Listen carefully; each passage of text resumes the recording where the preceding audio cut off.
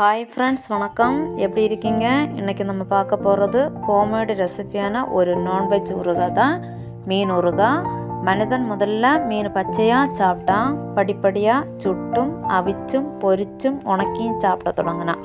மட்டுமல்ல, மீன் வச்சு பல ரெசிபிகளும் உருவாக்கினான். மீன் அன்றாட உணவில் நம்ம எடுத்துக்கிறதுனால உடலில் உள்ள போனுக்கும் உடல் உறுப்புகளுக்கும் நல்லது. நெய்யுள்ள மீன், நெய் இல்லாத மீன், செல்லுள்ள மீன், செல் இல்லாத மீன் என்று மீன்களை பல வகையாக பிரிக்கலாம். உடலுக்கு வலுவூட்டும் மீன் முதல் உடலுக்கு விஷமூட்டும் மீன் வரை கடலில் உண்டு.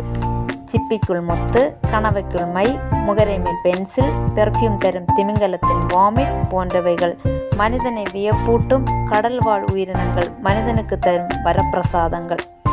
உணவு, விவசாயம், வியாபாரம் போன்ற துறைகளில் கடல் வாழ் உயிரினங்கள் மனிதனோடு பின்னி பிணைந்து காணப்படுகிறது. வியாபாரத்துறையில் மீன் ஒரு தனதான இடத்தை பிடித்துள்ளது.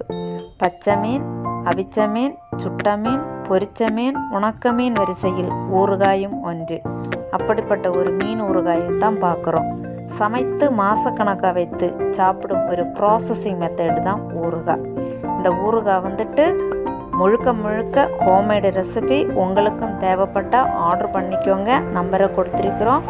அரை கிலோ 600 ரூபா, 1 கிலோ 1100 ரூபா வித் கொரியர் சார்ஜும் உண்டு. நாங்கள் பல்காகவும் சில்லறையாகவும் வியாபாரம் பண்ணிகிட்ருக்கோம்.